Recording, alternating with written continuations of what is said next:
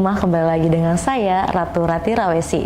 Tentunya kita hari ini akan membahas soal kebanyakan tentang pencapaian kinerja DPRD khususnya di Kabupaten Lampung Tengah, dan di mana Dewan Perwakilan Rakyat Daerah atau DPRD telah menjalankan peran strategisnya sebagai lembaga legislatif yang menjadi jembatan antara aspirasi masyarakat dan kebijakan pemerintah daerah. Nah, tentu saja berbagai program telah dirumuskan, regulasi diperbarui, serta agenda pembangunan daerah diarahkan untuk membawa manfaat masyarakat khususnya di Kabupaten Lampung Tengah. Kita akan berbincang tentang pencapaian kinerja DPRD ini bersama narasumber yang sangat luar biasa pada hari ini yang hadir, yaitu Bapak Cecep Jamani SSI MKM selaku Wakil Ketua DPRD Kabupaten Lampung Tengah. Halo Bapak Cecep, kembali lagi sekarang ya Pak ya. Apa kabar Pak Cecep? Alhamdulillah sehat. Alhamdulillah sehat. Hari ini sudah di penghujung ya Pak ya, tahun 2025 nih. Betul. Setelah lamanya 2025 telah dilalui dan juga perumusan kinerja DPRD sudah dilalui juga ya Pak ya. Untuk apa saja sih Pak rancangan peraturan daerah prioritas yang berhasil diselesaikan DPRD khususnya Kabupaten Lampung Tengah sepanjang tahun 2025 ini Bapak? Ya,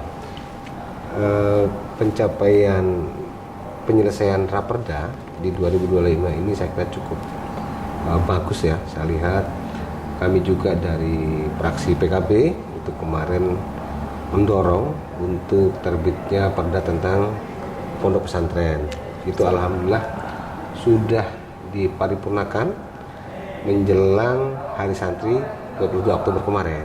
Jadi sebelum Hari Santri 22 Oktober itu sudah kita paripurnakan, dan itu saya kira kado lah bagi pondok pesantren. Kemudian ada tentang UMKM ya. Itu saya kira juga perlu kita terus tindak lanjutin supaya mengembangkan UMKM di Lampung Tengah. Kemudian tentang pendidikan ideologi Pancasila dan wawasan kebangsaan. Sejalan saat ini ya, perkembangan teknologi, kemudian generasi Gen Z yang sampai saat inilah, itu saya kira pendidikan ideologi Pancasila dan wawasan kebangsaan ini terus wajib kita sama-sama sosialisasikan, kita galakkan di tengah-tengah masyarakat. Dan sampai dengan adanya perkembangan teknologi semakin canggih, kita lupa dengan ideologi kita, terutama ideologi Pancasila dan wawasan kebangsaan. Kemudian yang sudah kita selesaikan lagi itu tentang perda yang rutin, salah satunya adalah perda APBD perubahan. Kemudian ini juga lagi kita garap, bentar lagi APBD murni 2026 ini akan kita selesaikan. Kemudian difabel. Itu tentang difabel udah kita selesaikan, sehingga ayo sama-sama di tingkat pemerintah daerah sampai tingkat desa, kemudian seluruh stakeholder yang ada, swasta dan lain sebagainya, sama-sama kita jalankan sehingga kabupaten kita Lampung Tengah ini ramah terhadap difabel gitu. Oke, sudah banyak sekali kinerja yang dilakukan oleh DPRD Kabupaten Lampung Tengah yang bekerja sama dengan stakeholder yang ada di Kabupaten Lampung Tengah ya Pak ya. Untuk dari program yang sudah terrealisasi Pak, untuk tantangan utama selama perjalanan menjalankan program kerja tersebut apakah ada Pak? Iya, saya kira banyak ya, sampai terbitnya perda tentang kemarin sampai meluncur semua, itu cukup banyak kendala karena waktu itu kan ada efisiensi dari pemerintah pusat, sehingga anggaran-anggaran semuanya terdampak lah ya, termasuk ketika kawan-kawan mau melaksanakan studi banding. Itu akhirnya kawan-kawan banyak juga melakukan dengan berbagai macam metode, jadi tidak langsung bertemu dengan kawan-kawan dari kabupaten yang sudah punya perda tentang pondok pesantren tersebut, tapi dengan mungkin kita bisa dengan cara aktif komunikasi lewat media sosial, bisa melalui email, bisa melalui WhatsApp gitu, atau dengan cara yang lain, sehingga kita bisa mengakses perda yang sudah ada, yang mereka sudah meluncur duluan, itu kita bisa ambil mana poin-poin yang bisa kita maksimalkan. Kemudian tantangan berikutnya apa ya, setelah meluncur itu tantangannya pelaksanaannya, saya kira Mbak. Ini pelaksanaan perda tersebut yang harus sama-sama kita kawal sehingga bisa menghasilkan sesuatu yang berdampak positif bagi Kabupaten Lampung Tengah, bagi masyarakat Lampung Tengah. Kemudian juga kalau masalah UMKM ya, bagi para pelaku-pelaku UMKM gitu. Ini bisa berdampak baik dan signifikan sehingga kedepannya Lampung Tengah bisa lebih baik. Ini tantangan-tantangan yang saya kira sama-sama harus kita harus sama-sama terus kita kawal lah begitu. Bukan berarti perda setelah meluncur ditinggalkan begitu saja. Jadi bagaimana tindak lanjut dari perda itu dan bisa berdampak terhadap sasaran-sasaran yang ada dalam perda tersebut begitu. Iya, baik. Untuk sebenarnya dalam keberhasilan itu pasti ada juga tantangan-tantangannya Pak ya. Iya, sebelum menuju keberhasilan tuh ya Pak ya. Untuk DPRD itu bagaimana Pak? Bapak memastikan setiap perda yang diterbitkan itu benar-benar efektif dan juga sesuai dengan kebutuhan masyarakat di Kabupaten Lampung Tengah ini Pak. Ya, yang jelas nanti kan kita akan kita akan coba di masa-masa setelah peluncuran ini kita akan melakukan proses-proses pengujian perda itu seperti apa. Kita di DPRD mempunyai fungsi satu, pengawasan. Jelas sejauh mana efektif dari perda tersebut. Kita lakukan pengawasan, turun ke masyarakat, dampak apa yang sudah dirasakan oleh masyarakat. Jangan sampai perdanya sudah ada, masyarakat tidak tahu begitu. Nah, ini sudah sampai sejauh mana perda ini diketahui oleh masyarakat. Ini tentunya akan kita lakukan proses pengawasan nanti di bawah. Dan kalau masih belum efektif, jelas kita akan sampaikan lagi kepada pihak pemerintah daerah. Oh, ternyata ini ada yang belum sampai, ada yang belum efektif. Ini tolong ditingkatkan, dijalankan nih, perda sudah ada ini begitu. Sehingga perda itu benar-benar berjalan secara efektif begitu.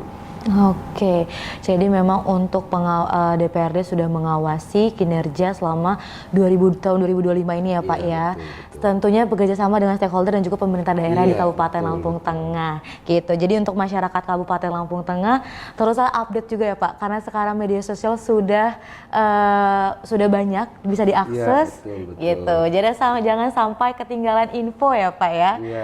Oke, betul. Ini sebenarnya banyak sekali yang ingin ditanyakan, namun kita akan jeda sebentar setelah jeda pariwara berikut ini.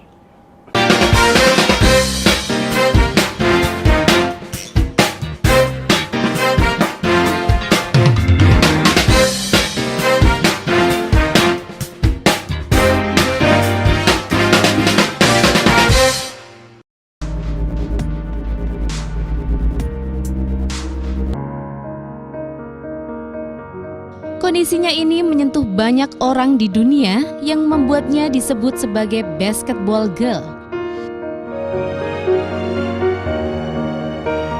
Namun semangatnya selama 13 tahun dengan kondisi yang kekurangan merupakan inspirasi bagi kita.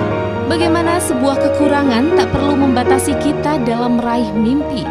Di mana ada kemauan, di situ ada jalan.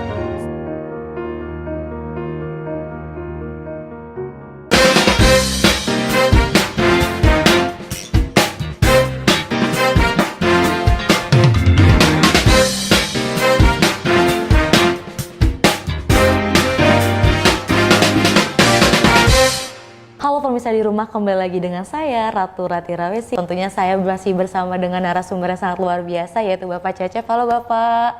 Ya, kita kembali lagi berbincang lagi ya Pak ya. Tadi sudah dibahas tentang efektivitas kinerja di Kabupaten Lampung Tengah, dan juga ternyata banyak banget bekerja sama dengan stakeholder dan juga pemerintah daerah Kabupaten Lampung Tengah, dan direspon baik alhamdulillahnya dengan masyarakat Kabupaten Lampung Tengah. Untuk pertanyaan selanjutnya nih Pak, untuk bagaimana Bapak menilai efektivitas efektivitas Pak penggunaan APBD 2025 ini khususnya Pak di sektor Bapak yaitu pendidikan, kesehatan dan juga infrastruktur Pak di tahun 2025 ini? Oke, saya kira kalau kita lihat efektivitas saya, pertama kan sesuai sasaran lah. Iya. Jadi saya lihat mandatory spending kita pendidikan 20% tercapai, berarti efektif itu. Kemudian yang kedua kesehatan 10% juga tercapai. Yang mungkin belum tercapai di infrastruktur. Ya.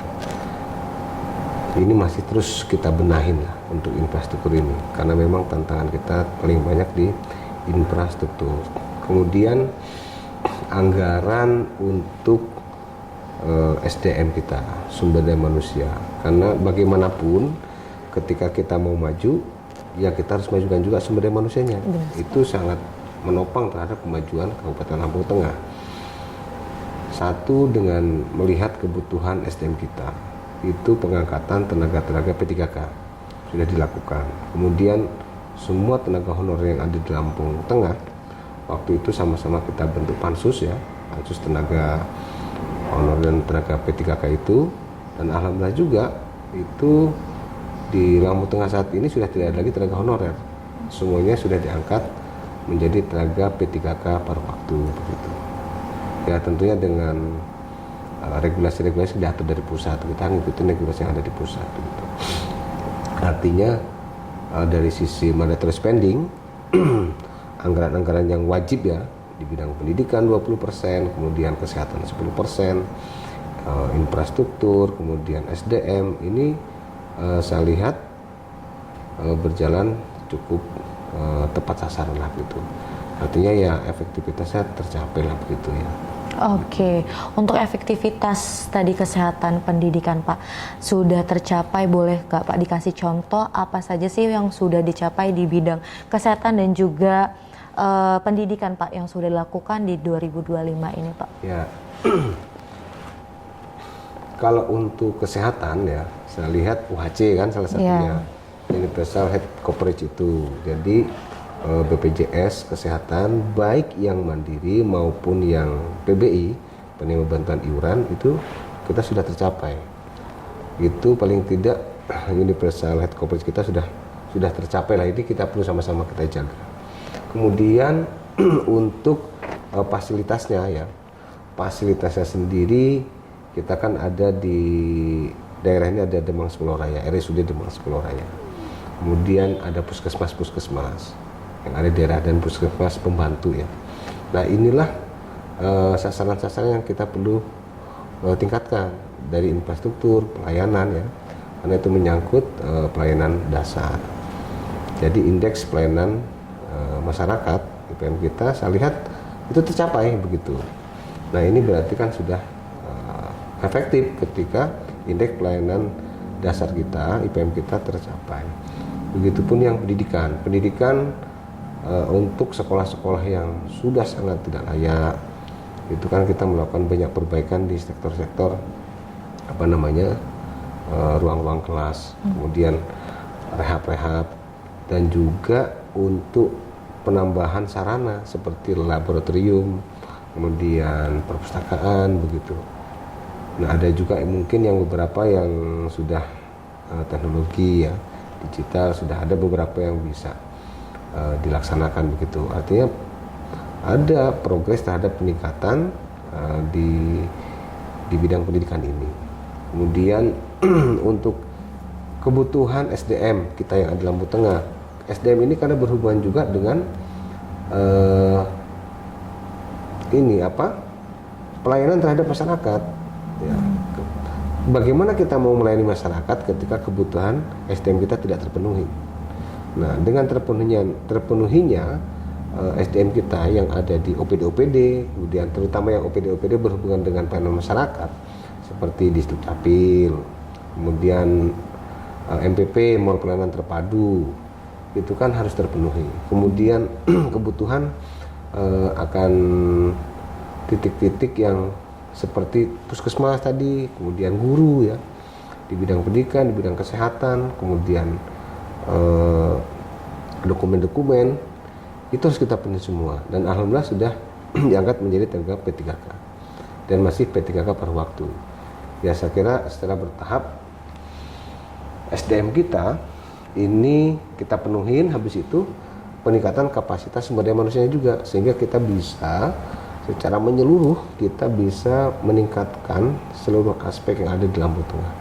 Ya kita harapkanlah ke depan Lampung Tengah bisa bersaing juga dengan kabupaten-kabupaten lain yang lain bisa lebih maju begitu. Iya, kita harapkan semua kabupaten Lampung Tengah tetap Betul, maju ya Pak ya, betul. dan juga bisa bersaing dengan kabupaten lain ya. Juga nanti infrastruktur memang sebenarnya infrastruktur udah banyak perubahan, tapi memang karena panjangnya ya Kabupaten Lampung Tengah ini jalannya 1119 km, itu masih separuh lah yang harus kita perbaiki, masih menjadi PR kita gitu.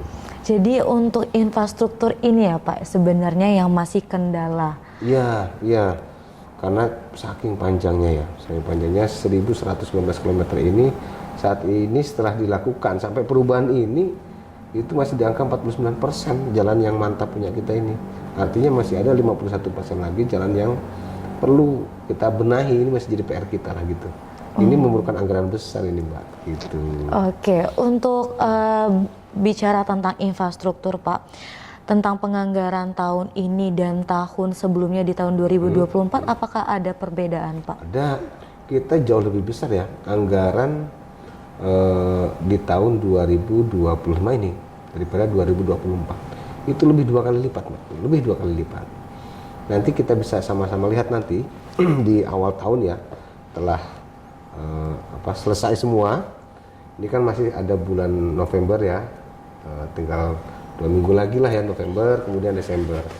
Itu kan kawan-kawan di eksekutif itu lagi mengejar semua tuh anggaran-anggaran yang waktu itu sudah kita ketok palu waktu anggaran perubahan 2025 ini. Mereka sedang mengupayakan menyerap anggaran semaksimal mungkin sehingga anggaran untuk infrastruktur jalan ini bisa terserap maksimal. Saya harapkan nggak ada yang tersisa itu anggaran untuk jalan ya, harus terserap semua. Akan kita pantau, akan kita lakukan pengawasan, jangan sampai ada anggaran buat jalan itu tidak terserap karena memang itu kebutuhan yang diharapkan oleh masyarakat saat ini terpenuhi begitu. Oke, jadi memang salah satu kendalanya adalah di jalan ya Pak ya, untuk Kabupaten Lampung Tengah. Dan diharapkan ini untuk pengawasan DPRD ini udah semakin ketat sekali Pak, supaya terserap semuanya pembangunan infrastruktur khususnya jalan di Kabupaten Lampung Tengah. Oke, pemirsa di rumah, itulah saat ini kita sudah berbicara tentang anggaran dan juga efektivitas penggunaan APBD di tahun 2025. Selanjutnya kita akan bertanya lebih lanjut dengan Mbak Cecep, tapi kita akan jeda setelah jeda pariwara berikut ini.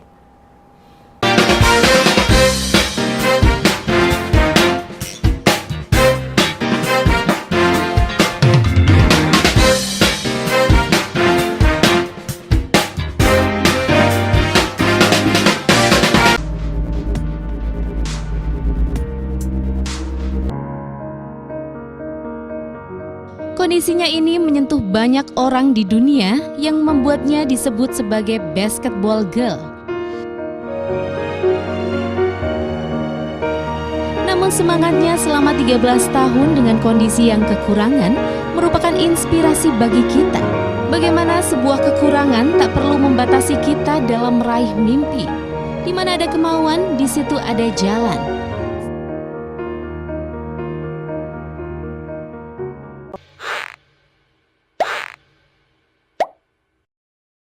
Ada berita baik nih bagi kamu yang masih jomblo. Haha, jomblo. Iya kamu ya. Aplikasi ini bernama Once. Once sendiri adalah sebuah startup bisnis dari Prancis yang membuat aplikasi perjodohan untuk menjodohkan seseorang dengan cara yang tak biasa. Wow. Aku mau coba dulu. Siapa tahu jodoh.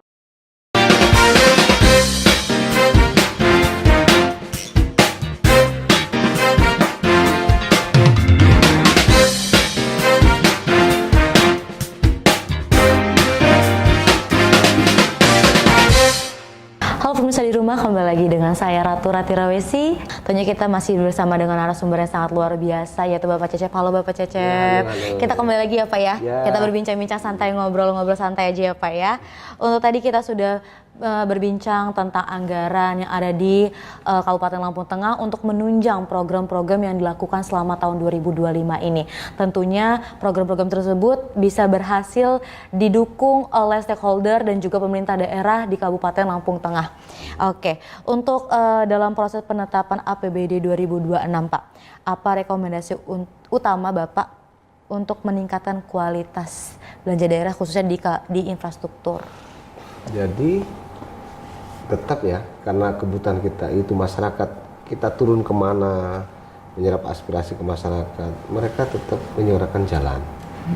Karena memang kita akuilah, kita ini dari 1119 km panjang jalan itu baru nanti setelah sampai perubahan ini, sampai Desember nanti loh, kalau terserap semua, itu baru tercapai sekitar 49% itu jalan mantapnya. Artinya masih separuh lebih dong, berarti masih 51% jalan kita yang masih belum baik begitu. Nah, tetap kita rekomendasikan belanja untuk jalan ini dimaksimalkan. Ya. Dan saya lihat juga anggaran tahun ini cukup maksimal lah, cukup besar ini yang untuk 2026 ini, walaupun ada pemangkasan anggaran dari pusat sebesar 517 miliar begitu. Tapi saya lihat masih kita dorong terus supaya memaksimalkan belanja untuk infrastruktur jalan, dan supaya kualitasnya baik dan bisa bertahan lama begitu, itu kita dorong secara rigid. Jadi dibangun untuk cor beton, tidak dengan hot mix begitu. Kita cor beton sehingga progresnya kelihatan. Tahun ini misalkan nambah lagi sekitar 10%, jadi 60%. Tahun depan nambah lagi 10%, artinya mudah-mudahan 5 tahun ke depan itu sudah mendekati 100%. Nanti dilanjutkan lagi periode berikutnya, ya wajib 100% lah jalan kita ini. Biar masyarakat yang ada di Lampung Tengah seluruhnya ini menikmati fasilitas jalan infrastruktur yang baik begitu. Oke, jadi untuk penganggaran sudah lebih 2 kali lipat ya Pak ya tadi ya, sudah dianggarkan, dan juga supaya masyarakat juga nyaman dalam perjalanan ke sini. Betul, jadi rekomendasi satu jalan. Yang kedua, mandatory spending tetap nggak boleh tinggalkan dong ya. Jadi pendidikan 20%, kesehatan 10% itu wajib tetap dicapai itu, saya kira begitu. Walaupun sebenarnya sedikit ada allowance, itu ada boleh range yang mungkin nggak persis 20% pendidikan pun masih, karena ada pemangkasan anggaran. Tetapi tetap kita upayakan ini tercapai lah, karena pendidikan kan meningkatkan SDM kita tuh. Masa depan Lampung Tengah ini ya salah satunya ada di pendidikan.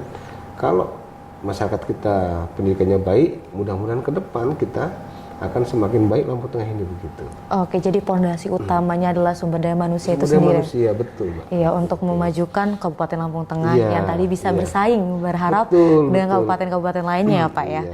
Oke, untuk fokus utama Bapak nih dalam menghadapi namanya indikator apa Pak yang digunakan Bapak untuk mengukur keberhasilan kinerja lembaga di 2025 ini Pak?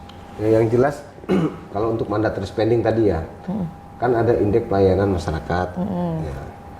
Kalau di kesehatan kita lihat itu fasilitasnya, kemudian pelayanan kepada masyarakatnya.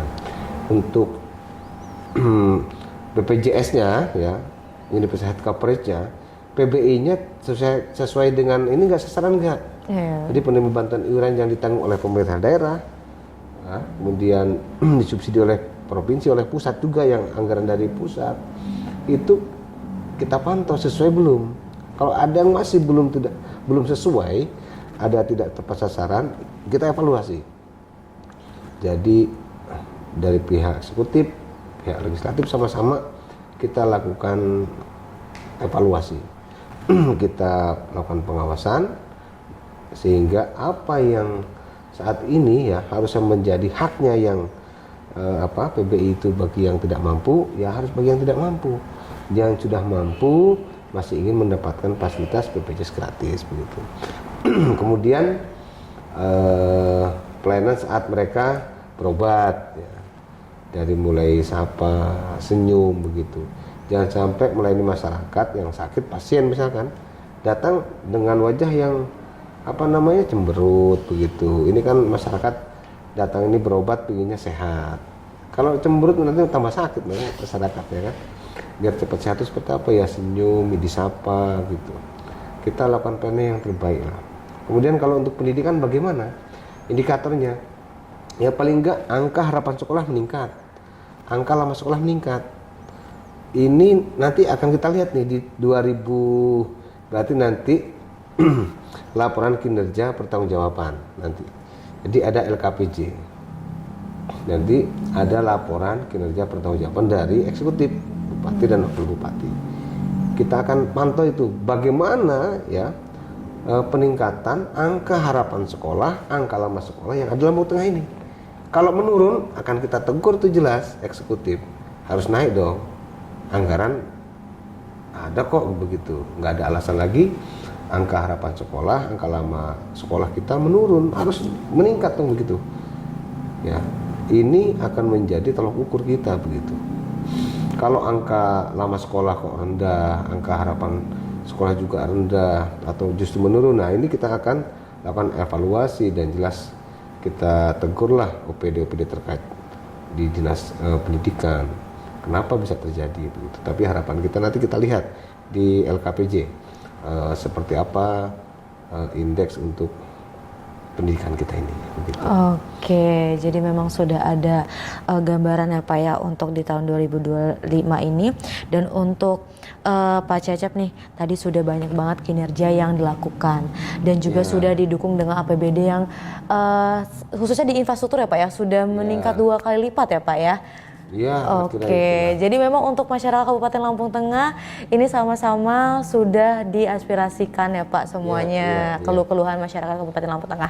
Untuk sebelumnya Pak, boleh nggak Bapak menyapa pemirsa di rumah untuk bicara 3 menit untuk closing statement, harapan di tahun 2025 dan juga di tahun 2026 nanti. Ya, terima kasih. Assalamualaikum warahmatullahi wabarakatuh. Saya Cecep Temani, Wakil Ketua DPRD Kabupaten Lampung Tengah dari fraksi Partai Kebangkitan Bangsa, menyampaikan bahwa saat ini perda-perda yang kita selesaikan di tahun 2025 ini itu sudah saya kira sangat baik ya. Salah satunya perda tentang pondok pesantren, ini kado buat saudara-saudara kita yang ada di pondok pesantren, mudah-mudahan bisa bermanfaat ke depannya, dan ayo sama-sama kita pantau, kita awasi dan kita evaluasi ke depan apa yang sudah berjalan dengan baik dan apa yang masih menjadi harapan dan belum tercapai, itu sama-sama nanti kita akan lakukan evaluasi. Kemudian tentang difabel ya, saya harapkan Lampung Tengah ini bisa ramah terhadap saudara-saudara kita yang difabel. Kemudian industri dan UMKM ini bisa menggeliat, adanya perda ini bisa juga memantiklah perekonomian kita, terutama sahabat-sahabat kita, saudara kita di UMKM ini. Kemudian untuk mandatory spending seperti pendidikan itu tetap kita awasi supaya tetap anggarannya di angka 20%. Kemudian kesehatan tetap angka minimal 10%, dan juga infrastruktur infrastruktur kita kawal karena kebutuhan kita di Lampung Tengah ini begitu besar anggaran untuk infrastruktur jalan. Ini kita kawal, kita dorong supaya ke depan jalan mantap kita ya bisa 100%. Karena jalan kita sepanjang 1119 km ini baru 49% ini diperkirakan di akhir tahun ini tercapai. Berarti masih ada 51% menjadi PR kita, dan ini tugas kita bersama untuk menyelesaikannya. Kemudian mungkin bagi masyarakat yang lain seperti petani dan penggiat-penggiat ekonomi yang lain, ini mudah-mudahan lah ini sama-sama kita kawal juga sehingga meningkatkan kesejahteraan bagi seluruh lapisan masyarakat. Bagi kawan-kawan tenaga honorer yang sudah diangkat menjadi P3K maupun P3K paruh waktu, itu mudah-mudahan ini bisa memberikan sumbangsih yang lebih baik bagi kawan-kawan P3K dan P3K paruh waktu, dan juga bisa berkontribusi lebih maksimal lagi buat Kabupaten Lampung Tengah yang sama-sama kita cintai ini. Mungkin itu dari saya. Assalamualaikum warahmatullahi wabarakatuh. Waalaikumsalam. Terima kasih Pak Cecep sudah menyampaikan untuk keinginan di tahun 2026 nanti, dan juga pastinya lebih baik lagi Kabupaten Lampung Tengah ya Pak ya.